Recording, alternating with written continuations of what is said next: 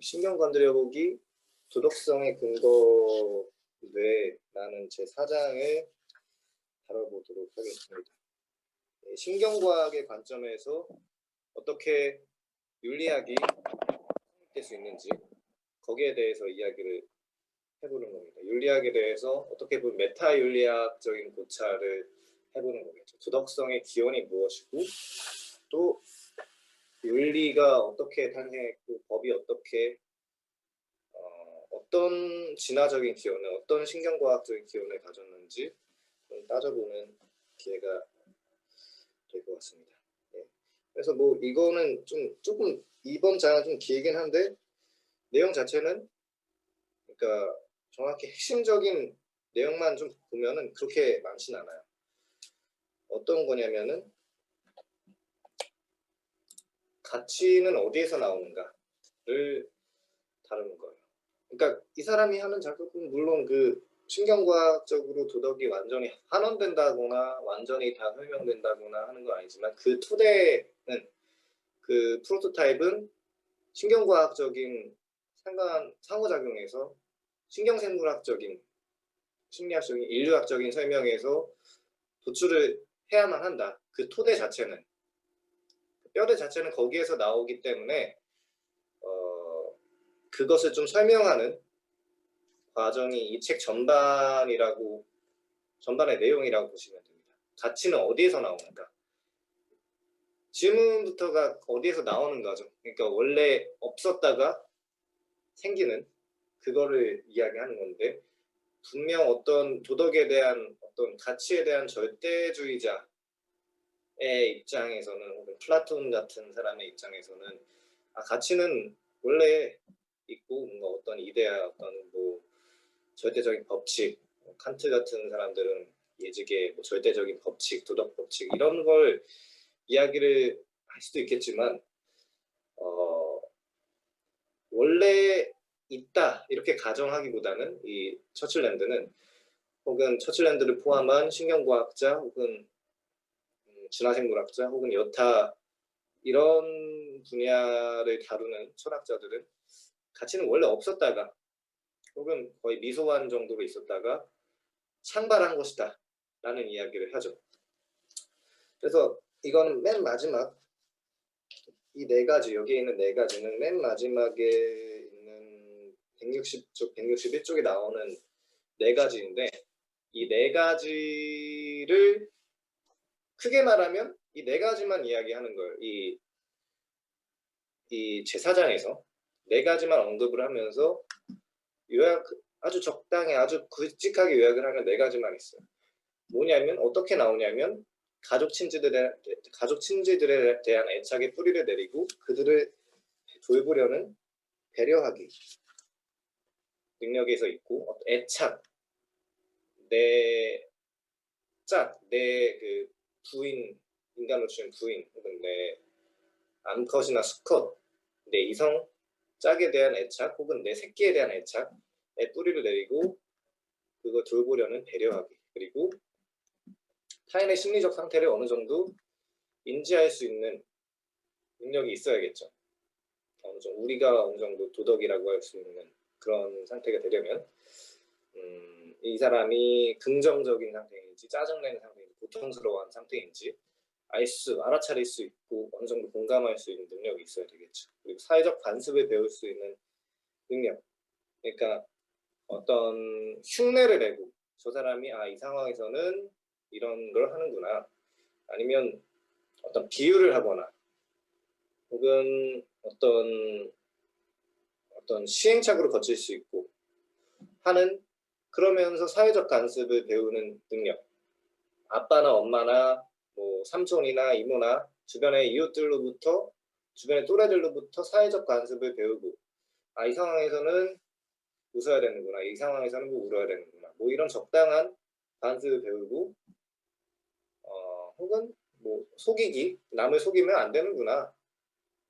좀 이따가도 말씀드릴 수도 있겠지만 이누이트족에서는 북극에 있는 이누이트족은 살인보다 남을 속이는 걸 더 나쁘게 취급한다고 해요. 그쪽의 논리에서는. 왜냐하면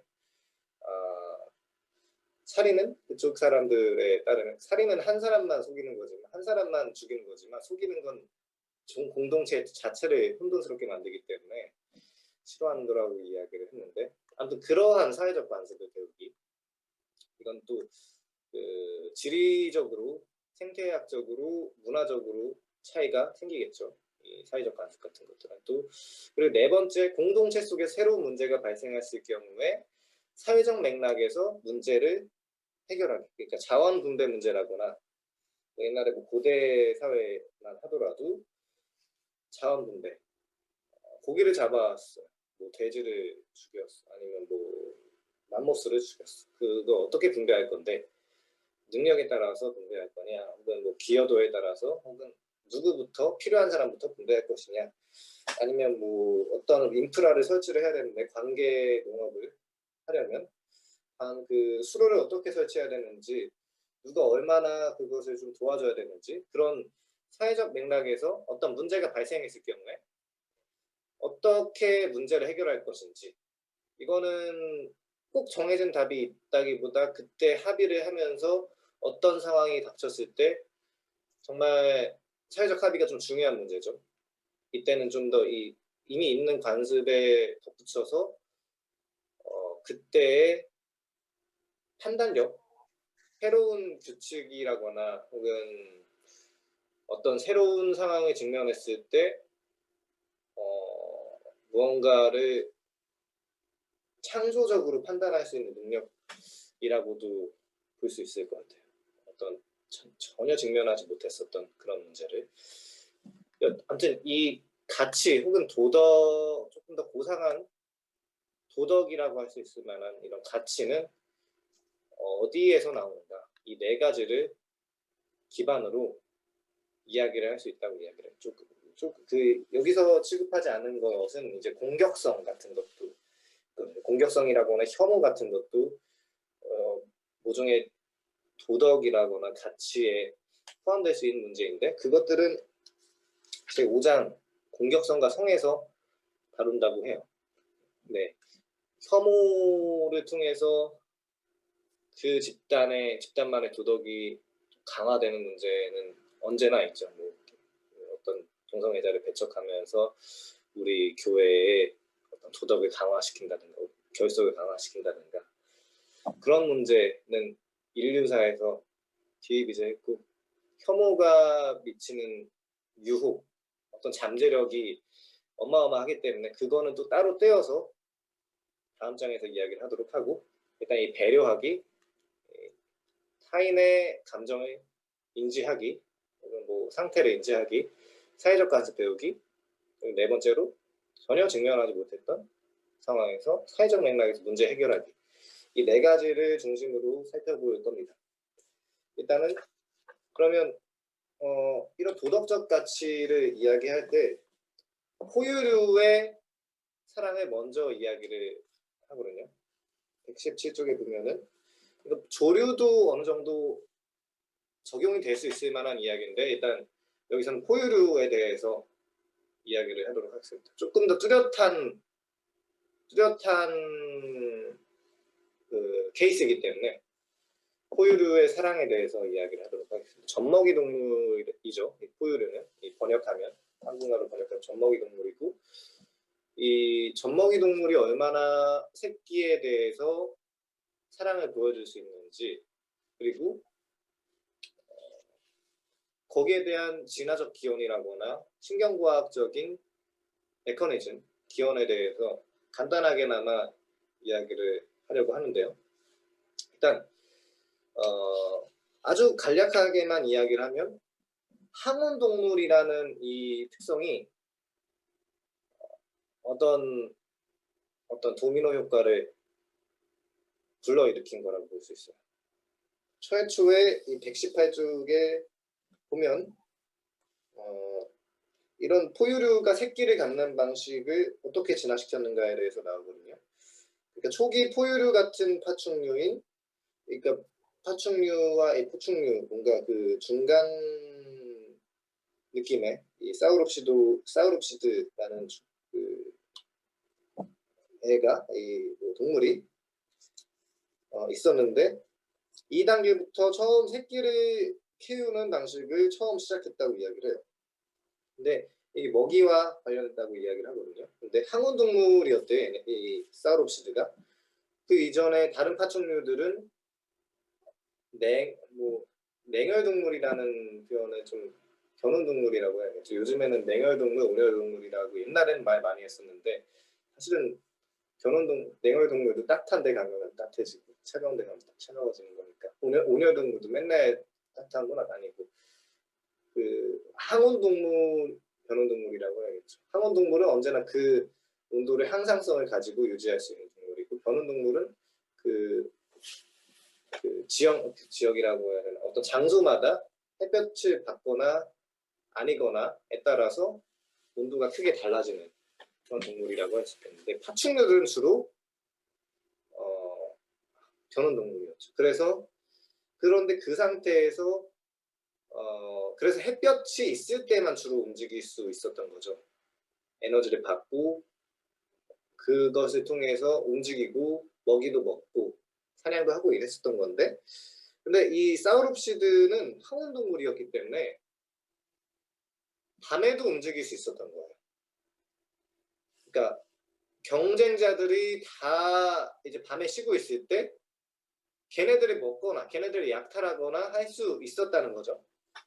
그런 항온동물이었다는 거예요. 이래서 사우롭시드가 최초에 거의 뭐 포유류 넘어갈 만한 그런 동물이 항온동물이었고 근데 그 항온동물이 왜 중요하냐? 항온동물의 특성은 내 온도를 계속 유지해야 되는 건데 그런데 그 온도를 계속 유지할 수 있을 만한 개체가 되려면 어마어마한 에너지가 필요하겠죠. 잠깐 그냥 따뜻했다가 잠깐 그 온도를 항상성 있게 유지하는 게 아니라 항상성 있게 유지한다는 거는 바깥의 생태계와 별개로 혹은 바깥의 생태계가 조금 춥더라도 내 몸을 거슬러서 생태계와 환경에 거슬러서 내 몸을 따뜻하게 유지할 수 있는 능력이거든요. 근데 그러려면 어마어마한 에너지가 필요한 거예요. 여기서 보면은 적어도 도마뱀류보다 10배는 더 에너지 비용이 필요하다고 119쪽에 나와 있고 그래서 이렇게 많은 칼로리를 섭취하려면 조금 더 똑똑하고 유연하게 행동할 만한 새로운 조건을 갖춰줄 뇌를 갖는 것이 도움이 된다고 이야기를 합니다. 그러니까 그러려면은 마치 우리가 일본 같은 곳은 되게 기업이라거나 혹은 어떤 장사를 하는 곳이든 어떤 곳이든 매뉴얼이 잘 발달되어 있다고 알고 있어요. 매뉴얼이 잘 발달되어 있어서 어떤 직원이든 어떤 사람이든 여기서 일을 하면은 금방금방 그냥 이렇게 매뉴얼대로만 처리하고 정말 어떤 면에서는 어떤 꼭 정말 다양한 상황에서 대해서 매뉴얼이 나와 있기 때문에 뭐랄까 유연함이 필요가 없죠. 그러니까 뭔가 좀 어떤 직원이 유연한 정신을 가지고 엄청 똑똑해야 될 필요가 없는 거죠. 어떻게 보면은. 그래서 매뉴얼이 잘 발달되고 그것만 잘 따라가면 되니까. 근데 그거보다 더 뭔가 유연하고 더 뭔가 복잡다단하고 다양한 상황에 직면하게 되면은 똑똑한 판단이 필요하고 정말 창의적인 판단이 필요할 때가 있단 말이에요. 예를 들어서 뭐 정말 뭐 요즘 뭐 IT 시장처럼 혹은 요즘에 메타버스 시장처럼 정말 뭐가 달라질지 모르는 신생 분야에서는 매뉴얼대로만 할 수 없어요. 왜냐하면 너무나 다양한 상황이 벌어지고 버라이어티한 상황이 벌어지기 때문에 매뉴얼만으로는 안 되는데 그럼 그 상황에서는 유연한 판단을 내릴 수 있는 사람과 어떤 시스템이 필요하단 말이에요. 마찬가지로 여기서도 항온동물이 좀 똑똑해서 많이 잡아먹어야 되는데 그러려면은 모든 일들에 대해서 모든 케이스들에 대해서 다 처리할 수 있을 만한 그런 반사적으로 처리할 수 있을 만한 시스템을 갖는 것보다 그렇게 일일이 그렇게 다 따져서 처리하는 것보다 다 따져서 내 유전자의 프로그래밍이 되어 있는 것보다 유연하게 판단을 내리고 학습을 할 수 있는 뇌를 만드는 게 더 효과적이라는 거겠죠. 조금 이제 따져보고 이건 아니다. 조금 경험해보고 이거는 아니다 싶으면 이거 하지 말아야지. 이건 좀 좋은 느낌인데 그럼 저 계속 해야지. 이런 식으로 학습을 할 수 있는 뇌를 만드는 게 훨씬 더 효과적이라는 거죠. 다 경험을 해보고 다 뭔가 매뉴얼이 정해져 있는 상태에서 이루어지는 것보다. 그래서 이런 단백질을 새롭게 유전자가 어떤 상황을 경험해서 학습을 하면서 새롭게 단백질을 만들어낼 수 있는 유전자가 되도록 발현됐을 것이다. 그러면서 새끼는 그런 면에서 그런 점에서 이 항온동물 포유류는 미성숙한 상태에서 자라나는 거예요. 그러니까 다 프로그래밍 된 상태에서 자라나는 게 아니라 미성숙한 상태에서 자라나게 되죠. 거기에 극단적인 지점을 가지고 있는 동물이 우리 인간이죠. 그러니까 뭐 송아지는 낳자마자 걷기라도 하고 뜨곡뜨곡 걷기라도 하고 오리도 뭐 아무튼 무슨 동물도 어떤 동물도 거의 대부분 이렇게 태어나자마자 걷거나 움직이거나 하는데 인간은 뭐 어떻게 할 수도 없을 정도로 엄청나게 미약하게 태어나죠. 되게 그만큼 엄청난 가능성을 갖고 태어나는 거라고 보시면 됩니다. 그러니까 아무것도 못하고 처음에는 아무것도 못하지만 시작은 미약하지만 끝은 창대한 그런 복잡성을 가진 뇌를 가지고 태어나죠. 말랑말랑한 뇌잖아요, 우리가 인간 뇌가. 그런 것처럼 출생 시에는 많이 알고 태어나진 않지만 많은 가능성을 갖게 되죠. 매뉴얼을 많이 갖지 않는 대신에 가능성을 갖고. 그래서 어미에 의존적일 수밖에 없다. 이게 결론이에요. 이게 어떻게 보면 이 항온동물, 포유류, 그리고 새끼가 어미에 대해서 의존할 수밖에 없는 이 좀 아주 간략하게 말해서 이 세 가지 항온동물, 포유류, 어미의 사랑 이것이 아주 간략하게 말한 요약이라고 볼 수 있습니다. 126쪽에 보시면 그 중간중간에도 또 뭐가 있긴 하지만 이 요약부터 잠깐 보자면 이런 사실로부터 우리는 다음과 같이 추론할 수 있다. 따뜻한 피를 가진 포유류는 많이 먹어야 하는데 그 새끼는 처음에 어미의 자궁에서 성장하다가 밖으로 나와서는 어미의 젖을 먹는다. 무력한 그 새끼의 뇌는 출생 시에 미성숙하지만 세상에 대해서 학습함에 따라서 훨씬 커지게 되고 어미에 의해서 그리고 어쩌면 아비에 의해서 성숙되도록 대부분 어미에 의해서 양육되죠. 몇몇 종만 아비까지 이렇게 길러지게 되는데 그렇게 성숙되도록 양육됩니다. 이게 이 몇 문장을 통해서 항온동물 그리고 포유류가 항온동물인 포유류가 왜 이렇게 새끼가 어미에 대해서 의존적일 수밖에 없는지 그리고 그것들을 돌본 어미들 그러니까 새끼를 돌본 어미들의 새끼들만 살아남았겠죠. 예. 그래서 걔네들만 살아남았기 때문에 그 뭔가 새끼에 대한 사랑이 있는 애들의 유전자가 어미의 유전자가 누적이 되고 어미에 대해서 의존하는 새끼들의 유전자가 누적이 되면서 쭉 포유류의 사랑이 점점 더 이제 강화가 되고 조금 더 활성화가 되는 쪽으로 진화의 방향이 진행됐다. 이런 겁니다. 그걸 통해서 중간에 일단 요약하자면 이 정도 이야기를 할 수 있는데 항온동물 포유류의 사랑. 근데 그 와중에 뭐 데네피즈 이런 조금 엄청난 판단력을 할 수 있는 정도로 자라게 되려면 데네피질이 발달해야 되고 그리고 우리는 고도로 조직화된 6층의 세포신경망이 있다라고 120쪽에 나오는데 120쪽에 이거 도마뱀도 있긴 하지만 3층밖에 없다.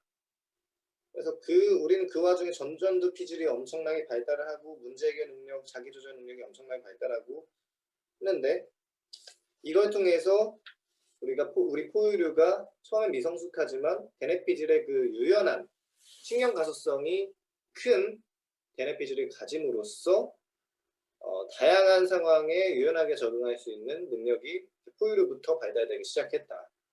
그 과정에서 처음에는 어미에 대한 의존이 필요할 수밖에 없다.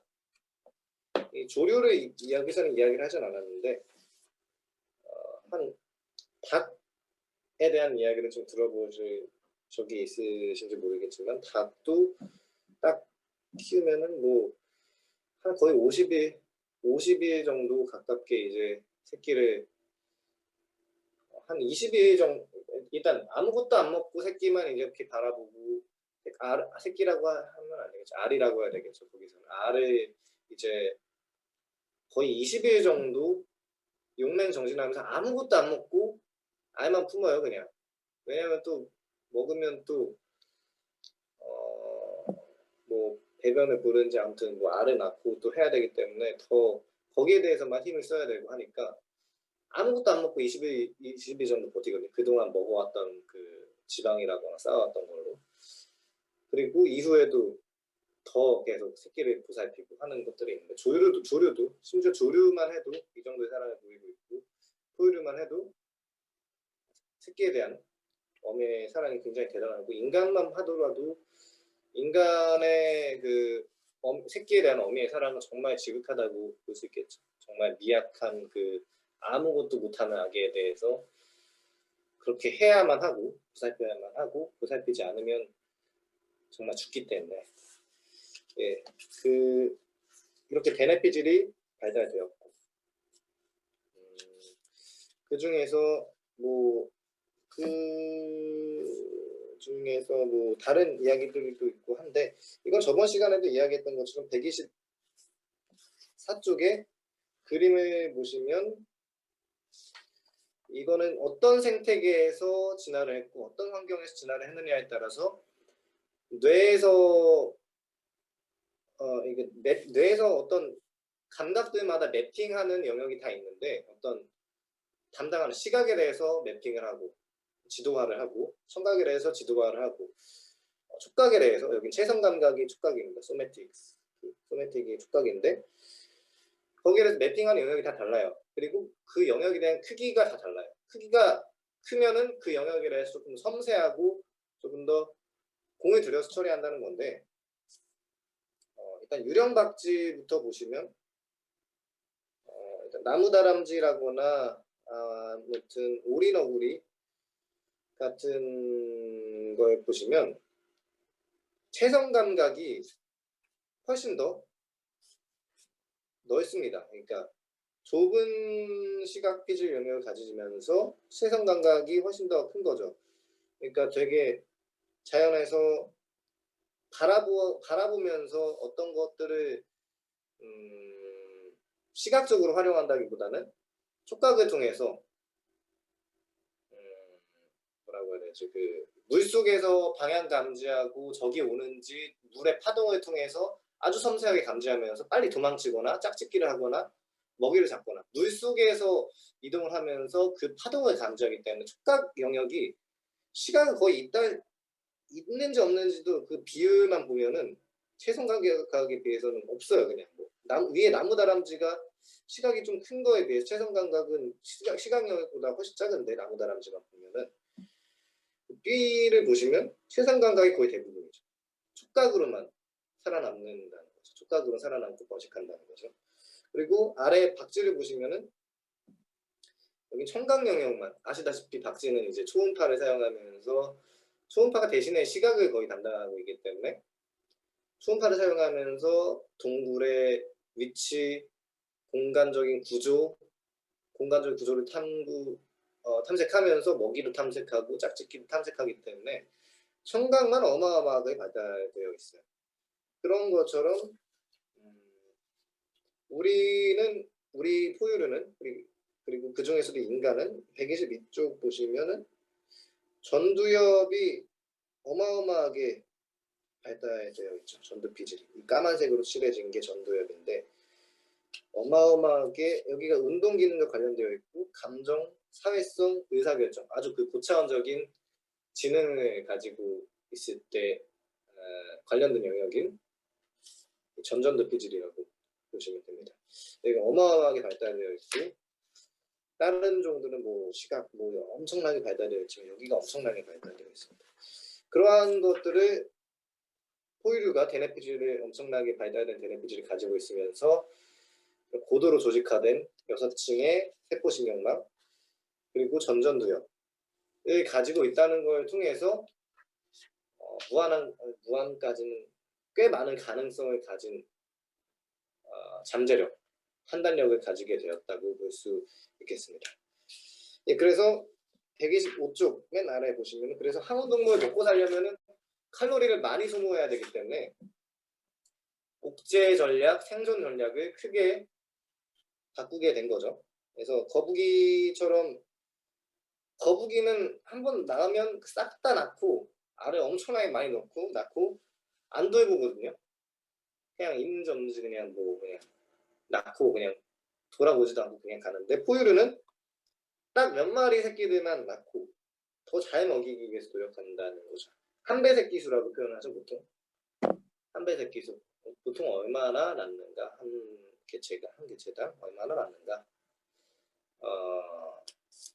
많이 힘들어지면은 환경이 많이 힘들어지면 새끼를 많이 좀 줄어들게 되고 줄어서 낳게 되고 인간도 마찬가지죠. 그 출산율이 지금 저조한 이유 중 하나는 생존 경쟁부터 일단 힘들어서 번식조차도 번식 경쟁으로 진입도 하기 힘들기 때문에 생존 경쟁만 다투기에도 벅찬데 그 상태에서 많이 안 낳죠. 거의 안 낳거나 아무튼 그래서 포유류도 단지 몇 마리만 낳아서 거기에만 집중하는 거예요. 조금만 낳고 집중을 더 많이 하는 전략을 취하게 됐다. 왜냐면 포유류 새끼들은 엄청난 의존을 필요로 하기 때문에. 네, 그래서 그렇다면 이 메커니즘은 신경학적, 진화적인 기원을 좀 따지긴 했는데 그렇다면 이 신경학적인 메커니즘은 어떻게 발생했는데 어떤 뇌에서 어떤 동기가 발생해서 새끼를 돌보게 되는데 라고 이야기를 하면 이 옥시토신하고 바소프레신 이 두 가지 펩타이드가 관여를 한다고 보시면 되겠습니다. 펩타이드는 뭐냐면 아미노산이 결합한 이 옥시토신은 이게 많이 들어보셨을 거예요. 옥시토신, 바소프레신. 그 중에서도 옥시토신은 엄청 많이 들어보셨을 거고 뭐 포옹을 하면 옥시토신이 많이 분비가 된다. 스킨십을 하면 옥시토신이 많이 분비가 된다. 그리고 어떤 그 오르가즘을 느낄 때도 옥시토신이 분비가 된다. 그리고 어떤 친밀한 관계를 가질 때도 옥시토신이 많이 분비가 된다. 이런 식으로 얘기를 많이 들었을 텐데 126쪽 보시면은 좀 중간에 보시면 포유류에서 시상하부 또한 옥시토신을 분비하며 이것은 무수한 신경사건을 일으켜 어미가 새끼에게 강하게 애착하게 만든다. 이게 옥시토신의 역할이에요. 새끼에게 강하게 애착하는 역할을 하고 그리고 바소프레신을 분비하면서 이것이 다른 무수한 신경사건을 일으켜 어미가 포식자들로부터 자기 새끼를 보호하고 방어하도록 만든다. 바소프레신을 분비함으로써 포식자들로부터 새끼를 방어하도록 만드는 거죠.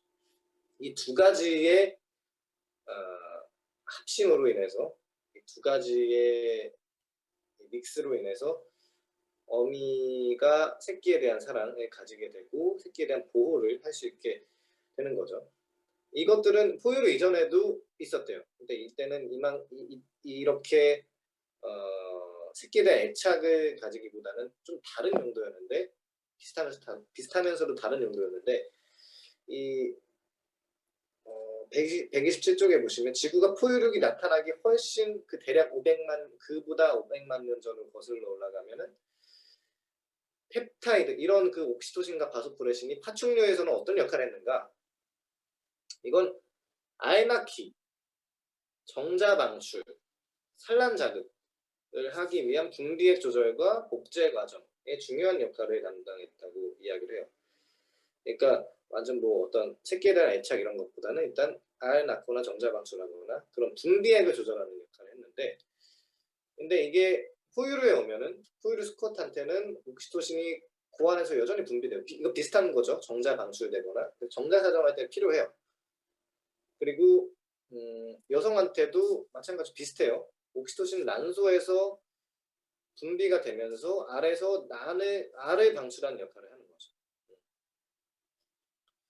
그러니까 우리도 알이 있죠. 난소가 알이죠. 포유류의 뭐 달걀이라면 뭐 난자는 뭐 인알이라고 할 수도 있겠죠. 인간의 난자는. 그래서 비슷한 역할이에요. 뭐 알 낳거나 정자 방출하거나 비슷한 역할을 하는데 동시에 이 원래 이 진화라는 거는 원래 있던 거에서 뭔가 덧붙이는 기능을 보통 많이 하거든요. 원래 없던 것을 아예 새로운 거 만들어서 하기보다는 경제적으로 원래 있는 요소에서 조금 용도를 좀 틀거나 비슷하게 만듦으로써 조금 비틈으로써 조금 더 보완해가지고 새로운 기능을 만들어내는데, 이것도 마찬가지로 비슷한 기능을 하면서 동시에 이 옥시토신과 바소프레신은 시상하부의 신경 연결이 수정됨에 따라서 출산 후 어미 행동을 조절하도록 확장되고 수정되었다. 그러니까 조금 더 새끼에 대한 애착을 느끼고 애착을 느끼면서 새끼를 보호하고 방어하도록 유도되었다. 아이 낳고 고안에 있고 정자 사정하는데 다 똑같이 비슷하게 기능은 유지됐지만 그런 식으로 조금 더 기능이 덧붙여진 거죠. 예, 그리고 마찬가지로 이런 펩타이드에 의해서 127쪽 중간 문단에 보시면 애착과 결성이 어떻게 증진되는가. 태아와 태반 내부 유전자는 이쪽에 조종을 해요. 어미를 조종을 하죠. 여러 가지 호르몬을 만들어서 어미의 혈액 속으로 프로게스테론, 프로락틴, 에스트로겐 같은 것들을 어미 혈액 속으로 방출해요. 에스트로겐 정도는 뭐 여성 호르몬 할 때도 많이 들어보셨을 텐데, 여성 호르몬 관련해서. 그래서 어미 시상하부의 뉴런들에서 옥시토신을 다 몰수해가지고 막 시상하부에서 다 방출되도록 유도를 하는 거죠. 그래서 나에 대해서 사랑을 느껴, 나에 대해서 애착을 느껴, 이런 식으로 유도를 하죠. 태아나 태반 내부에 있는 유전자가. 근데 이러므로 인해서 내가 좀 생존을 할 수 있게, 태아인 내가 생존할 수 있게 어미를 호르몬으로서 유도를 하는 거고, 프롤락틴, 프로게스테론, 에스트로겐을 통해서. 근데 이런 옥시토신은 자궁 수축 작용을 촉진하기도 하고, 그리고 서로 이제 출산한 다음에 젖을 먹는 과정에서 빠는 새끼가 젖을 빨고 하는 과정에서 둘 다 옥시토신이 증진돼요. 어미도 젖을 먹여주면서 어떤 평안함, 안정감을 느끼고, 아이도 젖을 빨면서 안정감을 느끼게 되죠. 예, 그래서 이 옥시토신이 결국에는 새끼에 대한 애착을 촉진하게 되고 결국에 평안함, 안정감을 느끼게 되는데 큰 기여를 하게 된다. 이렇게 볼 수 있겠습니다. 이걸 품에 안긴 새끼 보기만 해도 너무나 행복해지고 너무나 보고 싶고 너무나 사랑스러운 내 딸, 내 아들 이렇게 바라보게 되는 겁니다. 참고로 말해서 인간은 여기 책에는 안 나와 있지만 인간 새끼라고 하니까 좀 이상한데 좀 그 인간의 자식은 그 귀여운 시기가 다른 포유류에 비해서 훨씬 길어요. 이거는 많은 그 진화 생물학이나 진화 심리학에서 이야기를 하는 건데, 귀여운 시기가 훨씬 길어서 보살펴야 되는 기간이 좀 길죠. 다른 종보다. 뭐 개는 뭐 1년 뭐 고양이 뭐 또 뭐 있지, 어떤 포유류 개, 고양이, 뭐 코끼리도 뭐 포유류고, 아무튼 이런저런 포유류들이 자라는 기간이 비교적 뭐 몇 년 안 되는 데 비해서 우리 인간은 뭐 청소년 때까지도 좀 청소년 이전 때까지도 좀 손이 많이 가죠. 그만큼 미숙한 존재가 미숙한 시기가 좀 오래 간다고도 할 수 있겠고 또 그만큼 가능성이 다른 종에 비해서 좀 더 뭐랄까 어떻게 변하게 될지 어떤 존재가 될지에 대한 가능성이 조금 더 무궁무진하다고 볼 수도 있는 거죠. 그러니까 귀여워야 그러니까 귀여운 시기에 오래 가야 되는 이유는 귀여워야 엄마가 키우겠죠. 엄마가 엄마 아비도 키우겠지만 어떤 그 가족은 귀엽지 않으면 그럼 좀 버림받을 수도 있고 안 그래도 귀여워도 버리는 엄마 아빠도 요즘에도 많은 한국에 옛날에도 많았죠. 고대 사회에서도 그냥 버리고 어쩔 수 없이 생활이 안 좋아서 버리고 귀여워도 그렇지 않은 반면에 귀여워야 귀여운 쪽으로 애도 진화가 된 거죠. 많이 오랜 기간 귀여운 시기가 좀 길어야 나를 좀 많이 오랜 시간 보살피고 그만큼 무궁무진한 쪽으로 발전할 수 있는 그런 식으로 옥시토신 그런 이야기를 할 수 있겠고요.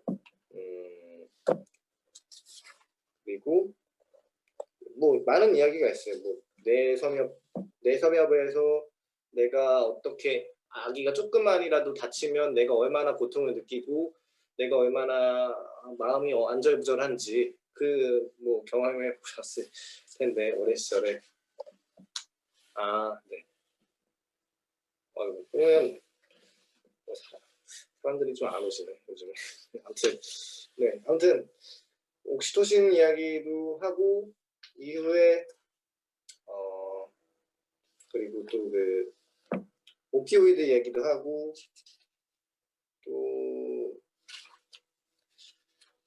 그러면서 뭐 짝에 대한 지금까지 내 새끼에 대한 것만 이야기를 했지만 133쪽에 보면은 새끼에 대한 공감이라거나 새끼에 대한 어떤 공감 그런 것들은 이해가 가지만 짝에 대한 내 자아의 확장을 어떻게 이해를 할 것인가 초원돼지에 대한 연구를 좀 했거든요. 초원돼지와 산악돼지에 대한 비교를 했어요. 그러면서 이 134쪽 보시면 뇌의 거대한 매크로적인 거시적인 차이는 별로 없고 미시적인 구조 차이가 일어난다고 했는데 이건 옥시토신, 바소프레신, 호르몬들과 결합해서 신경활동에 영향을 주는 수용기들과 관련이 있다고 하는데 결국에는 옥시토신, 초원돼지는 옥시토신에 더 민감하게 더 조밀하게 수용기가 발달되어 있고 그리고 바소프레신도 더 민감하게 발달되어 있다. 그러므로 인해서 또 도파민 수용기가 어느 정도 또 재인할 수 있을 만큼 다시 알아볼 자신의 짝을 다시 잘 알아볼 수 있을 만큼 도파민 수용기가 좀 어느 정도 발달되어 있다. 이런 이야기를 하면서 바소프레신, 옥시토신이 발달되지 않으면은 우리도 그 옛날에 그 뭐죠 그 부부의 세계 옛날에 좀 한창 유행해서 그 바람기에 대해서 막 이야기를 한 거 뭐 그거보다도 더 고차원적인 내용도 좀 많다고 생각하는데 연출도 참 대단했고 그리고 이전에 옛날에 조강지처 클럽인가 옛날에 드라마 봤었던 것도 엄청 어렸을 때 그것에도 엄청 바람이라거나 외도에 대한 이야기가 나와 있는데 외도에 대한 신경과학적인 신경생리학적인 재미난 이야기가 여기에는 조금 더 나와 있는데 여기도 나와 있지만 옥시토신이 바소프레신이 옥시토신이 좀 덜 발달되어 있으면은 내 짝에 대한 애착이 좀 덜 하게 되고 내 짝에 대한 어떤 유대감이 좀 덜 하게 돼서 계속 유랑하고 방랑을 하게 되는 거죠. 이 짝에 대해서 내가 발붙이고 정착을 못하기 때문에 모든 바람기가 있는 사람들이 다 이렇다는 거 아닌데 이런 원인을 통해서 바람기가 생기게 되는 경우가 좀 적지 않게 있죠. 여기에 정착할 수 없기 때문에 여기에 대해서 내가 유대감을 느끼지 못하기 때문에 어딜 가든 불안하고 어딜 가든 좀 충족되지 않고 계속 옮겨 다니는 거예요. 옮겨 다니고 바람을 펴봤자 거기서도 충족이 안 되면서 계속 옮겨 다니죠. 계속 옮겨 다니고 정착이 안 되고 그런 문제가 발생하게 된다는 겁니다. 예, 그걸 통해서 바람기가 어느 정도, 인간의 바람기도 어느 정도 설명이 된다고 볼 수 있겠고,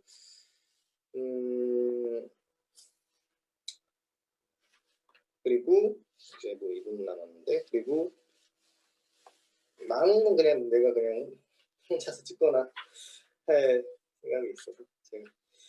그래서 이런 도파민 수용기를 통해서 상대방을 기억하고, 그리고 옥시토신, 바소프레신을 통해서 상대방에 대한 애착, 정착을 좀 도와주는 거라고 할 수 있겠습니다. 그리고 그리고 이게 옥시토신이 너무 146조 보면 너무 과하게 평가되는 경우가 많다. 바소프레신도 너무 과하게 평가된다고. 옥시토신 같은 사랑 물질, 뭐 포옹 분자 물질 이렇게 이야기를 하지만 여전히 아직 심도 있는 연구가 필요하고, 여기에 대해서 과장을 하는 것은 좀 자제해야 되지 않나 이런 이야기를 하면서 옥시토신과 사회적 애착하고의 관계가 얼마나 복잡한지 생각보다 그렇게 단순하지는 않다. 그래도 여전히 옥시토신이 안정감을 느끼게 해주는 데는 중요한 펩타이드다, 중요한 요소다라는 것은 좀 알 수 있을 것 같아요. 너무 또 옥시토신을 과하게 주입하면은 애착의 정도가 좀 감퇴하고 아무나 짝을 찍기를 하는 낭교도 이루어진다.